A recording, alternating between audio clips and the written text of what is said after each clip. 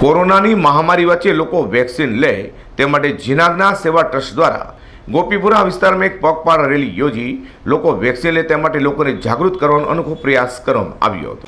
સુરતમાં કોરોનાના કેસો ખૂબ જ વધી રહ્યા છે, તેને જોતા દરેક શહેરીજનો કોરોના સામે સુરક્ષિત થાય તે માટે કોરોનાની રસી લેવા આગળ આવે તે માટે સુરતની જીનાગના સેવા ટ્રસ્ટ દ્વારા અનોખો કાર્યક્રમ રવિવારે રોજ યોજાયો હતો।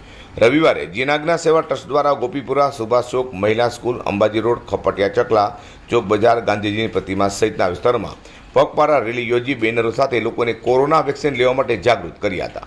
કોરોના વેક્સિન અંગે જાગૃતિ રેલીમાં જીનાગના સેવા ટ્રસ્ટના પિયુષ શાહ, કૌશિક રાણા સહિતના સ્થાનિક આગેવાનો પણ જોડાવા પામ્યા હતા। મારું નામ પિયુષ શાહ છે અને શ્રી જીનાગના સેવા ટ્રસ્ટનો પ્રમુખ છું।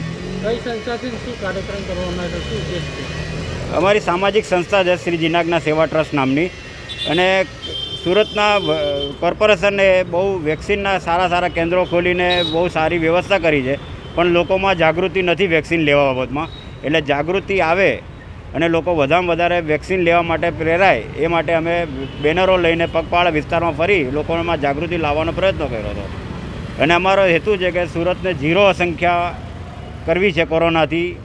એટલે આમ તો ઝીરો બદનામીનો છે, પણ આ વસ્તુ આવશે તો ગર્વ આવશે। સુરત સ્વાસ્થ્યની બાબતમાં બહુ પાછળ છે, એટલે સ્વાસ્થ્યમાં સુરતને નંબર 1 કરવું છે। સ્વચ્છતામાં તો નંબર લાવે છે, પણ સ્વાસ્થ્યમાં પણ નંબર લાવે એવો અમારો પ્રયત્ન છે। જીનાગના સેવા ટ્રસ્ટ દ્વારા સામાજિક કાર્ય થકી લોકોને મદદ કરાય છે, ત્યારે હાલમાં વકરતા કોરોનાને અટકાવવા માટે પણ જીનાગના સેવા ટ્રસ્ટ દ્વારા રસી લેવા અંગે લોકોને જાગૃત કરી ખરેખર માનવતાનું કાર્ય કર્યું છે। અઝર કુરશી સાથે પ્રકાશવાળા, G10 ન્યૂઝ।